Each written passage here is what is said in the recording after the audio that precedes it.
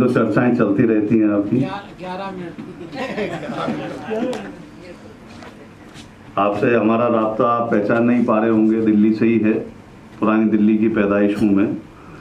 और बहरहाल सबसे पहले तो आप लोगों को बहुत बहुत शुभकामनाएं और धन्यवाद संस्थान की ओर से, अशोक भाई की ओर से। उनका और मेरा एक ऐसा आत्मीय संबंध है कि जब उनका आदेश हुआ तो मुझे उपस्थित होना पड़ा। हम लोग प्रोफेशनल कवि हैं गौतम साहब, बिना पैसे के तो बाल योगी ऑडिटोरियम में भी नहीं आज तक हम गए। नहीं, हमने कहा कि हम बिना पैसे लिए तो बाल योगी ऑडिटोरियम में भी कभी कविता नहीं पढ़ने गए, और लोकसभा हो या विधानसभा हो, राज्यसभा हो। लेकिन आइए, थोड़ी देर जितने लोग आए हैं और बहुत सारे मित्र आने वाले हैं, फिर विधिवत ये कार्यक्रम शुरू होगा। लेकिन ये एक समाज को जोड़ने का जो कार्य भाई साहब ने किया है, इसके लिए इसलिए धन्यवाद क्योंकि अक्सर लोग सोचते रहते हैं लेकिन तब तक समय निकल जाता है। हमारे कवि डॉक्टर कुंवर बेचैन साहब हुए, उन्होंने कहा कि अपने आंचल को भिगोती ही चली जाती है, अपने आंचल को भिगोती ही चली जाती है, जिंदगी रोई तो रोती ही चली जाती है, नेक कामों में कभी देर ना करिए साहेब, देर होती है तो होती ही चली जाती है। तो बिना किसी विलंब के उन्होंने प्रयास किया, और इस प्रयास में मुझे यहाँ पर आपके इस कार्यक्रम में एक भागीदार होने का अवसर मिला है, मेरे लिए भी बहुत बड़ी बात है। कुल मिलाकर मैं यहाँ पर नारी शक्ति बैठी है, आदरणीय, आप तो अब भले राजनीति में हैं लेकिन आपके अंदर मनुष्यता बची हुई है, ऐसा मुझे मालूम है। क्योंकि नेताओं में आजकल क्या है कि हारा चुनाव जैसे ही वो दल बदल लिया, हारा चुनाव जैसे ही वो दल बदल लिया, ये सोच करके उसने अपना कल बदल लिया। मैंने कहा उसे कि तू किरदार को बदल, कपड़े बदल के कहने लगा चल बदल लिया, कपड़े बदल के। और मैं जितने भी सरकारी या राजनीतिक कार्यक्रमों में जाता हूँ, सभी मित्रों को यही कहता हूं कि भाई सत्ता आती जाती रहती है, कभी घमंड मत करो। क्योंकि बहुत सारी चीजें हैं कि हम लोग किसी पद को, ओहदे को पाते हैं तो बड़े फूल से जाते हैं, लेकिन भूल जाते हैं कि बहुत सारी चीजें। अच्छा, मैं जितने भी मित्र बैठे हैं इन सबको एक आपको बताना चाहूं, कभी भी किसी बड़े ओहदे पर पहुंच जाओ तो कभी घमंड मत करना। मेरे एक दोस्त है SP भवानी सिंह, अच्छा, उनका 12 साल का एक बेटा है। अब वो 12 साल के बेटे को बार बार बताएं अपना एक तो SP और वर्दी का घमंड, बोले बेटा जिसे भी बताया करो बड़े रौब के साथ बताया करो तुम SP भवानी सिंह के बेटे हो। अच्छा, उनकी पत्नी को अच्छा नहीं लगता था, बोले 12 साल का बच्चा है, ये बड़ा होके करेगा क्या, इसके दिमाग में अभी से भर रहे हैं। तो वो मना करती थी बेटे को, बोली बेटे ऐसे नहीं बोलते। अब वो बच्चा धर्म संकट में आ गया कि पिता की बात मानू बताना है कि नहीं, या माँ की बात मानू के बताना है कि नहीं। अब वो भवानी सिंह के, गौतम जी, भवानी सिंह के गांव देहात से कुछ बुजुर्गवार आ गए, उन्होंने बच्चे को पैदा होते हुए देखा था। अब बच्चा 12 साल का इतना बड़ा हो गया, अब वो खेल रहा था तो आते ही बुजुर्गों ने पूछ लिया तुम भवानी सिंह के बेटे हो क्या? बोले जी पापा तो यही कहते हैं, माँ मना करती है। तो हम लोग हंसाने का काम करते हैं, क्योंकि मोटापे में अनाज से डॉक्टर के इलाज से, मोटापे में अनाज से डॉक्टर के इलाज से, कान फोड़ू साज से, शादी वाले दाज से, मुफ्त की मसाज से और जिंदगी में ब्याज से बचना जरूरी है, खुश रहने के लिए हंसना जरूरी है। और झूठी आन बान से असल में क्या है कि हम लोग उद्योगपति हो गए, नेता हो गए, बड़े बड़े कद्दावर हो गए, लेकिन हम मनुष्य नहीं बन पा रहे। मेरे पड़ोस में अभी 10,000 स्क्वायर फीट का एक जगह खरीदी किसी ने, धनाढ्य व्यक्ति ने, उस पर 4 मंजिल का महलनुमा बंगला बना दिया, बाहर पॉर्श जैसी महंगी महंगी कारें खड़ी हुई साहब। और एक दिन वो बाहर अपने लॉन में टहलते हुए फोन पर किसी से बात कर रहे थे और उनका मुख्य द्वार खुला हुआ था। अचानक एक राहगीर आया, उसे प्यास लगी थी, उसने मुख्य द्वार पर लगी चिटकनी को बजाया तो उस बंगले के मालिक ने लॉन में टहलते हुए ही पूछा कौन है? बोला माई बाप राहगीर हूं, प्यास लगी है, आपका द्वार खुला देखा तो लगा पानी मिल जाएगा। तो मोबाइल पर बात करते बड़े बंगले के मालिक ने कहा कि अभी घर में कोई आदमी नहीं है, और वो फिर अपनी बातों में मशगूल हो गए। 5 मिनट बाद उस राहगीर ने दोबारा उसी साकल को खटखटाया तो उन्होंने पूछा कौन है? बोले वही राहगीर माई बाप, प्यास से गला सूख रहा है, थोड़ा पानी मिल जाता बड़ी मेहरबानी होती। तो उस बंगले के मालिक ने कहा कि तुम्हें कहा ना कि अभी घर में कोई आदमी नहीं है। राहगीर ने कहा हुजूर थोड़ी देर के लिए आप ही आदमी क्यों नहीं हो जाते? तो कुल मिला के बाबा साहब का संविधान या जो भी उनकी भूमिका रही, वो मुख्य सचेतक के रूप में रहे। जब वो 7 दिवसीय कमेटी, 7 लोगों की कमेटी बनी, उनके अध्यक्ष वही थे। हम लोग संविधान हमने भले पढ़ा या नहीं पढ़ा, लेकिन हमने जिंदगी को पढ़ा है, मानवीयता को पढ़ा है, इंसानों को पढ़ा है। और मुझे जहां तक समझ आता है कि सार यही है कि साम दाम दंड भेद करो पर याद रहे, अच्छा और बुरा सब यहीं छूट जाता है। साम दाम दंड भेद करो पर याद रखे, अच्छा और बुरा सब यहीं छूट जाता है। पाप की कमाई भले फले या ना फले, पर पाप वाला घड़ा एक दिन फूट जाता है। मौत ने उधार में जो जिंदगी सभी को दी है, मौत ने उधार में जो जिंदगी सभी को दी है, सांस वाले रूप में उसी का सूद जाता है। सबको मनाना जिंदा मेंढकों को तोलना है, एक को बिठाता हूं तो दूजा कूद जाता है, एक को बिठाता हूं तो दूजा कूद जाता है। वो दुल्हन रोने लगी तो उसे देखकर मेरा भावुक दूल्हा जो है वो भी रोने लगा, दोस्त जो था। तो मैंने पूछा, मैंने कहा तू क्यों रो रहा है? बोले ये क्यों रो रही है? मैंने कहा इसकी तो शादी हुई है। बोला वो तो मेरी भी हुई है। मैंने कहा ये तो अपने माँ बाप भाई बहन को छोड़कर जाएगी। बोला जाकर मेरे भी तो छोड़वाएगी। ये परिवर्तन क्यों आया? ये परिवर्तन इसलिए आया कि हमें करना क्या था, हमने किया क्या? हमें लोगों से रिश्ता बनाना था, चीजों को इस्तेमाल करना था। हम चीजों से रिश्ता बनाने लगे और लोगों को इस्तेमाल करने लगे, इसलिए हमारी सोच में परिवर्तन आ गया। कई बार हमें भी लगता है राजनीति में आ जाओ, फिर लगता है छोड़ो यार। कई बार ये तय करना बड़ा मुश्किल हो जाता है गौतम जी के मंच के कवि ज्यादा झूठे हैं कि नेता, बड़ी दिक्कत होती है। कई बार हम सोचते हैं यार काम बदल लो। मंच पर तो एक ही है अभी। हाँ, हम तो मानते हैं, हम तो स्वीकार करते हैं, सच बता रहा हूँ, हम तो स्वीकार करते हैं। हमसे किसी ने पूछा, बोले साहब ये जो वक्ता, ये कवि, ये माइक पर आते हैं, ये कुछ पीते वीते भी हैं क्या? हमने कहा यार उसने पहले इतना नशा डाल के भेजा हुआ है, साहित्य का, कविता का, मुस्कुराहट का, आनंद का, उल्लास का, अब इसके बाद भी क्या पीने की जरूरत है? लेकिन बावजूद इसके अगर हम कुछ पीते हैं तो हम वो पीते हैं जो आपके बस की नहीं है, क्योंकि भले ही मद में रहते हैं मगर हम हद में रहते हैं। भले ही मद में रहते हैं मगर हम हद में। आइए हास्य की और चीज जोड़ूं आपसे कि भले ही मद में रहते हैं मगर हम हद में रहते हैं। परिंदे आसमां पर भी जमी की जद में रहते हैं, हमारी उनसे बनती है जो अपने कद में रहते हैं। उन्हें जनता से क्या मतलब, वो जो संसद में रहते हैं। अच्छा, मैं तो हर अपने मंत्री मित्र को, विधायक मित्र को ये कहता हूं, वो किसी भी पार्टी का हो, मैं कहता हूं कोई सरकार कभी आपको किसी दौरे पर भेजे, किसी दल के साथ भेजे, बाहर जाके पद्धतियों को सीखने के लिए भेजे, तो आप वहां से वो पद्धतियां तो लेके आना, वो जिस काम के लिए जा रहे हो वो सीख के आना, वो टेक्नोलॉजी लेके आना, लेकिन कभी कोई चीज मत खरीद लाना। थोड़ा सा परिवर्तन करता हूं कि मैंने कहा कोई चीज मत खरीद के लाना। हमारे एक दोस्त हैं, मंत्री हैं, वो भी चले गए साहब एक दौरे पर चीन गए प्रतिनिधि मंडल में, तो वहां पर उन्हें एक 7 फुट ऊंचा रोबोट दिखाई दिया। गौतम जी, 7 फुट ऊंचा रोबोट। रोबोट की एक विशेषता थी, वो झूठ बोलने वाले को थप्पड़ मारता था। वो ले आए अपना, यहीं पर बंगले में उन्होंने ड्राइंग रूम में सजा दिया, बड़ा अच्छा सा दिखता था। अब वो हमारे जो दोस्त थे मंत्री जी और उनकी पत्नी बैठे शाम को 6 बजे चाय पीते पीते बात कर रहे हैं, देखो आज बंटू नहीं आया कॉलेज से, 4 बजे आ जाता है, बंटू उनका बच्चा था, बंटू 4 बजे आ जाता है, आज कॉलेज से लौटा नहीं, बहुत देर हो गई। इतनी देर में बंटू का आगमन हो गया। तो वो जो मंत्री थे उन्होंने पूछा, बोले बेटा आज इतनी देर कैसे? बोले पापा आज एक्स्ट्रा क्लास थी। ये बात जैसे ही रॉबर्ट के कान में पड़ी, उसकी मशीन जागृत हुई, रॉबर्ट आगे बढ़ा, उसने उनके पुत्र को एक थप्पड़ जड़ दिया। इतना सुनते ही, इतना देखते ही वो मंत्री जी बोले बेटा जब हम तुम्हारी उम्र के थे कभी झूठ नहीं बोलते थे। अब एक थप्पड़ मंत्री जी के रसीद हुआ। बात यहां तक भी होती तो ठीक थी दोस्तों, उनकी पत्नी बोल पड़ी, बेटा तो आप ही का है। अब रॉबर्ट उसकी ओर बढ़ा।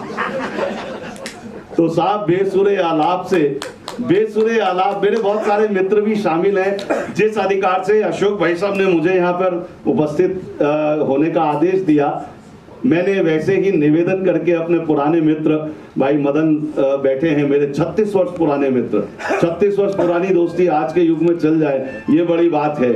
हमारे शिक्षक मित्र, मदन भाई भी शिक्षक रहे, दक्षिणपुरी से हमारे बीच में हैं। मोतीबाग से भाई मनोज केन, वो भी शिक्षक हैं, हमारे बीच में हैं। मेरे बड़े भाई बिजनौर से भाई भूपेंद्र ग्रेटर नोएडा से आज के यहाँ पे कार्यक्रम में शिरकत करने के लिए आए हैं। तो इससे लगता है कि आप एक बैनर पर जुटे हुए हैं, वरना तो हम कब जुटते हैं साहब। हमारे बड़े कवि हुए जबलपुर के सूरज राय सूरज, उन्होंने कहा कि चेहरों पर मुस्कान दिलों में लिए खाई बैठे हैं, चेहरों पर मुस्कान दिलों में लिए खाई बैठे हैं, करके पहले से ही हिसाब पाई पाई बैठे हैं। आज करने वाले हैं वसीयत बाबूजी दौलत की, आज पहली बार इकट्ठे 4 भाई बैठे हैं, आज पहली बार। और ऐसे परिवेश में अगर इस बैनर पर, द ड्राफ्ट के बैनर पर आप लोग बैठे हैं, तो यकीन मानिए कि आपके अंदर संवेदना है, आपके अंदर अपनत्व है, आपके अंदर आत्मीयता का भाव अभी जुड़ा हुआ है, इसे बचाकर रखिएगा। हम कई बार सोचते हैं साहब, कभी सोचता हूं गगरिया बदल लूं। मैं दुष्यंत जी दोनों रंग जानता हूं, लतीफे भी हैं, कविता भी सुनोगे क्या बताओ तो, कभी तुम हम फकीरों को भी महफिल में बुलाओ तो। यहाँ पर मैं पेशेवर नहीं हूँ, यहाँ पर तो मैं इन्वेस्टमेंट पर्पस से आया हूँ, वरना मेरे उस्ताद ने ये बता रखा है बेटा उतना ही काव्य पाठ करो जितना दाम मिले। आज तो खुद का तेल खर्च करके आया हूँ सच बता रहा हूँ, बड़ा आदमी बड़ा कैलकुलेटिव हो गया। अच्छा, भारतीय मूल का आदमी कहीं चला जाए, मैं पिछले दिनों अमेरिका था, अभी 2022 में 20 शहरों में था, ईमानदारी की बात बता रहा हूँ, ये कहीं झूठ नहीं है, सच्ची बात है। मैं 20 शहरों में था साहब, वहां पे एक हमारे मिल गए, यहीं के थे, नोएडा के, उनका नाम था हरि प्रकाश गौतम। अब वो हरि प्रकाश गौतम जी वाशिंगटन डीसी में, तो रात का कवि सम्मेलन था, सुबह कहने लगे अरे यार आप हमारे क्षेत्र के वहां से आए हैं और बड़ा अच्छा लगेगा आप भोजन पे पधारें। मैं चला गया गौतम जी के घर। अब वो हरि भाई ने भोजन की व्यवस्था अच्छी करी हुई थी, पर वही भारतीय मूल तो था ही ना, भारतीय आदमी तो सुधर नहीं सकता। अब जैसे ही भोजन करके उठने लगे, मैं उठने लगा तो मुझसे कहने लगे दीपक भाई एक रोटी और लो, एक रोटी और लो। मैंने कहा नहीं हरि भाई साहब पहली 6 खा चुका हूँ। बोले नहीं खाई तो तुमने 8 है, पर गिन कौन रहा है। ये बड़ी दिक्कत हो जाती है। अच्छा माँ, जैसे हमारे यहाँ चमत्कारी बाबा हैं, मैं पुरानी दिल्ली की पैदाइश हूँ, गीता कॉलोनी की, उसके बाद विवाह मेरा बिजनौर हुआ है, रहता वर्तमान में हूँ फरीदाबाद, कृष्णपाल जो अपने गुजर साहब हैं उनके पड़ोस में रहता हूँ। लेकिन मैंने बताना बंद कर रखा है कि मैं फरीदाबाद में हूँ, क्योंकि जब से हरियाणा के बाबा पकड़े जाने लगे, जब से लोग मेरा हाव भाव चाल चलन देखकर भी यही सोचते हैं पट्टा ये भी पेरोल पर छूट का आया, क्योंकि मैं भी ज्ञान प्रवचन करता हूं। अच्छा, बाबा क्या है, कैसी आजादी है यहाँ, कैसी आजादी है यहाँ, सवेरों से डर लगता है। कैसी आजादी है यहाँ, सवेरों से डर लगता है, जब से लुटे उजालों में अंधेरों से डर लगता है। पाखंडी बाबाओं की करतूतों का ये आलम है, अब तो कोठों से भी ज्यादा डेरों से डर लगता है, अब तो कोठों से भी ज्यादा। मेरे साथ एक हास्य के कवि और हैं, मैं 5 मिनट में वादी को विराम देता हूं, कुछ अच्छी बात कहता हूं, लेकिन आइए एक हंसी का और बताता हूं साहब। हमारे यहाँ क्या है, भारतीय मूल का आदमी अपने मतलब से अर्थ निकाल लेता है। महात्मा गांधी जी किसी वक्त किसी जमाने में बोल गए कि रिश्वत लेना अन्याय है, रिश्वत देना अन्याय है। हम भारतीय आदमी, हमने अपने अर्थ स्वयं गढ़ लिए, रिश्वत लेना अन्याय है। मैं तो पिछले दिनों पटियाला हाउस, जब 2000 के नोट चला करते थे, मुझे होली के अवसर पर पटियाला हाउस कोर्ट में जाने का अवसर मिला। आगे सारे बड़े बड़े जजेस, पीछे बड़े बड़े अधिवक्ता, उसके पीछे पूरा स्टाफ कोर्ट का। अब वो मैंने पूछ लिया, मैंने कहा साहब, क्योंकि कलाकार कभी कोई नाम लेवे तो उसके नाम पे ही सम्मान आ जाता आजकल, तो मैंने पूछ लिया, लेकिन कवि की चतुराई है, सरस्वती कृपा है। मैंने पूछ लिया, मैं कहा जज साहब मिलॉर्ड ये बताएं कि सपने पर कोई केस तो नहीं? बोले नहीं। मैंने कहा फिर तो बच गया, और कवि को बात भी कहनी है। मैंने कहा मिलॉर्ड, पिछले दिनों मुझे एक सपना आया, सपने में एक अदालत का सीन, वकील साहब जोर जोर से दलील दे रहे हैं, मिलॉर्ड कानून की इस किताब के पेज नंबर 15 के अनुसार आपको मेरे मुवक्किल को रिहा कर देना चाहिए। अच्छा, उन्होंने सोचा हो सकता है कोई नई धारा वारा ढूंढ के लाया हो, मैं भी भूल गया हूं। बोले मिलॉर्ड, कानून की इस किताब के पेज नंबर 15 के अनुसार आपको मेरे मुवक्किल को रिहा कर देना चाहिए। जज साहब ने कहा वो किताब मेरे सामने पेश की जाए। जैसे ही वो किताब उनके सामने पेश की गई, उन्होंने पेज नंबर 15 खोला, देखा अंदर 2-2 हजार के 10 नोट। बोले वकील साहब ऐसे ऐसे 5-6 सबूत और पेश किए। बड़ी दिक्कत हो जाती है। अच्छा, मैं क्या है, बाबा वहां भी है सर गौतम जी, मैं जिस बस में बैठा वहां पे 7 वाली सीट पे एक बाबा बैठे, चमत्कारी बाबा। अब वो चमत्कारी बाबा बैठे तो उनको मेरे मुंह से कुछ स्मेल सी आई, भपका सा आया, अल्कोहल का।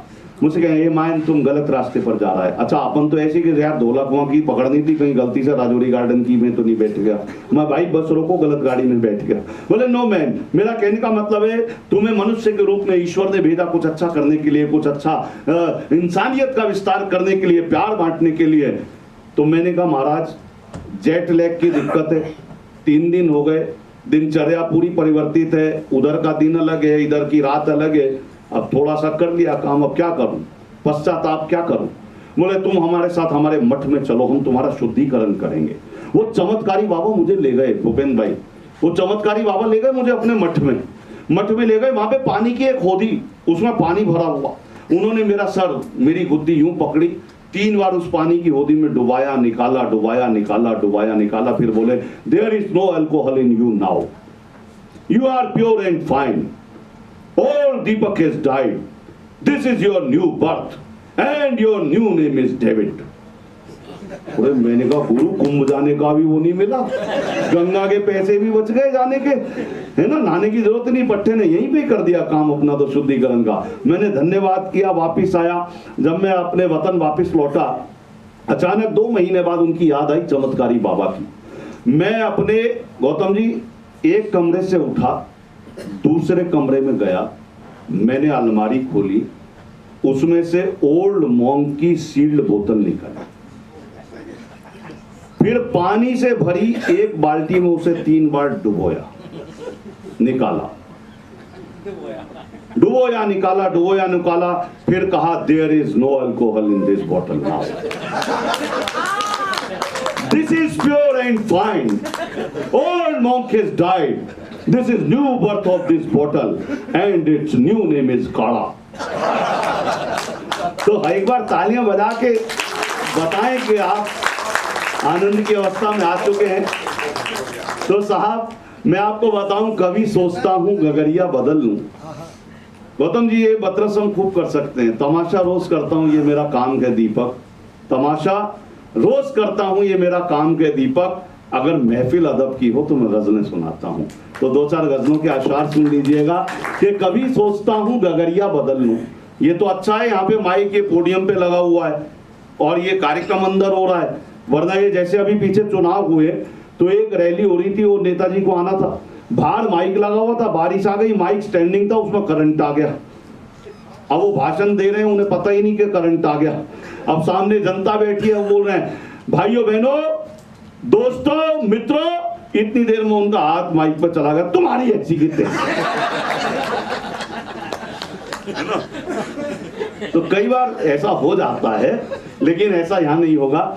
लेकिन आइए कि कभी सोचता हूं गगरिया बदल लूं, कभी सोचता हूं गगरिया बदल लूं, कभी सोचता हूं कि दरिया बदल लूं, कभी सोचता हूं गगरिया बदल लूं, कभी सोचता हूं कि दरिया बदल लूं, परेशान होता हूं तो सोचता हूं मैं पैसे कमाने का जरिया बदल लूं। ये तहजीब की छत, ये तहजीब की छत जो गिरने लगी है, संभालूं इसे इसका सरिया बदल लूं। ये तहजीब की छत जो गिरने लगी है, संभालूं इसे इसका सरिया बदल लूं। और जमाने को देखा तो बोला कबीरा, जमाने को देखा तो बोला कबीरा, चलो मैं भी अपनी चदरिया बदल लूं, चलो मैं भी अपनी चदरिया बदल लूं। 2 अशार और सुन लीजिएगा, उसके बाद हंसी के ठहाकों के लिए, आपके चेहरे पर मुस्कुराहट के लिए मेरे साथी विनोद पाल भी यहाँ पर उपस्थित हैं, लाफ्टर कलाकार हैं, बहुत सारे टीवी चैनल में देखा सुना होगा, हमें भी आपने सुना होगा, जो वाह वाह कार्यक्रम आता है जिसको शैलेश लोढ़ा तारक मेहता करते हैं। ये कार्यक्रम 31 मई 2004 में वाहवा के नाम से आया करता था, जिसे पद्मश्री अशोक चक्रधर करते थे, मैं उसका सबसे पहला कवि हूँ। और एक कार्यक्रम आता था अर्ज किया है एनडीटीवी पर, कुमार संजय करते थे, उसका भी फर्स्ट पायलट शूट का फर्स्ट पोएट मैं ही हूँ। ये आपकी मोहब्बतें हैं, ये इसलिए बताना पड़ता है, आजकल किसी को बताओ नहीं तो कोई मानता नहीं है। सच बता रहा हूं, मतलब कोई मंत्री निकल जाए तो वो नहीं बतावे, गार्ड उसके साथ नहीं हो तो कोई उसे मंत्री नहीं मानता। सच बता रहा हूं आपको, बड़ी दिक्कत होती है। लेकिन आइए थोड़ा थोड़ा जोड़ता हूं आपको कि खाली खाली बैठे हैं, खाली खाली बैठे हैं, बाजार बदल कर देखें क्या। खाली खाली बैठे हैं, बाजार बदल कर देखें क्या, शायद बोनी हो जाए व्यापार बदल कर देखें क्या। खाली खाली बैठे हैं, जो कुछ अच्छा है मुझसे ले जाना साहब। मैं तो हमेशा यही कहता हूं कि छांट रखे गिरे पन्ने सोना चांदी काके तुम छांटना की गए तो सारे सत्य गुण छांटिए। छांट रखे गिरे पन्ने सोना चांदी कागे तुम छांटना की है तो सारे सतगुण छांटिए। बांट रखे धरा धर्म जात पात कागे तुम बांटना की है तो अनुराग कन बांटिए। पाट रखे लघु संग हाट घाट कागे तुम पाटना की है तो सुधा संग मन पाटिए। काट रखे उपवन से सुमन कागे तुम काटना की है तो विश्व भरे वन काटिए।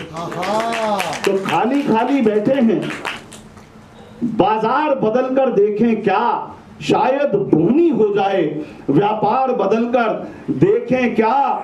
और कहता हूं प्यार मोहब्बत वाली खबरें ढूंढ रहे हैं बरसों से, प्यार मोहब्बत वाली खबरें ढूंढ रहे हैं बरसों से। तुम बतलाओ कुछ दिन ये अखबार बदल कर देखें क्या, तुम बतलाओ कुछ दिन ये अखबार बदल कर देखें क्या। और कल महफिल में इशारों में बात करता है कवि।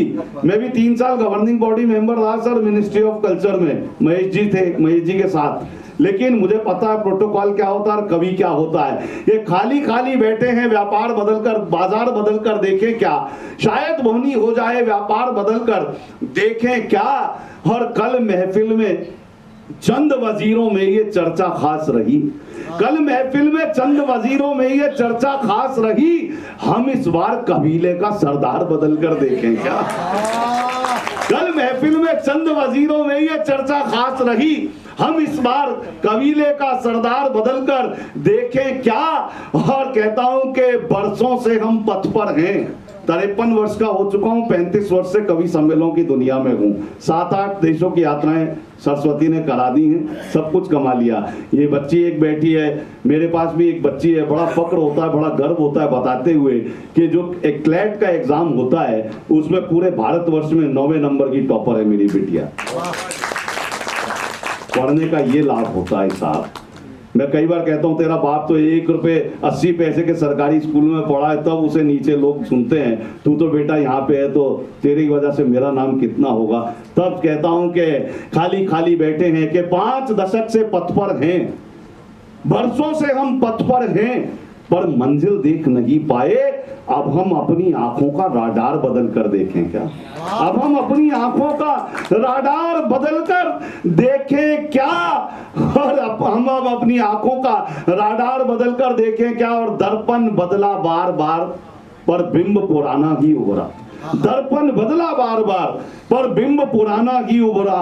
सोच रहे हैं हम अपना किरदार बदल कर देखें क्या, सोच रहे हैं, लेकिन हम कुछ भी नहीं बदले, हम केवल अपने आप को बदलें, सकारात्मकता की ओर अग्रसर रहें। इसी भावना के साथ अपनी वाणी को विराम देता हूं और यही कहता हूं जैसे हम बाबा साहब को याद करते हैं, 2 पंक्तियां अपनी विराम देकर अगले मित्र को, साथी को, विनोद पाल को बुलाता हूं आपके चेहरे पर मुस्कुराहट के लिए कि जियो ऐसे कि सबकी आस में जिंदा रहो, जियो ऐसे कि सबकी आस में जिंदा रहो, मरो ऐसे कि तुम इतिहास में जिंदा रहो।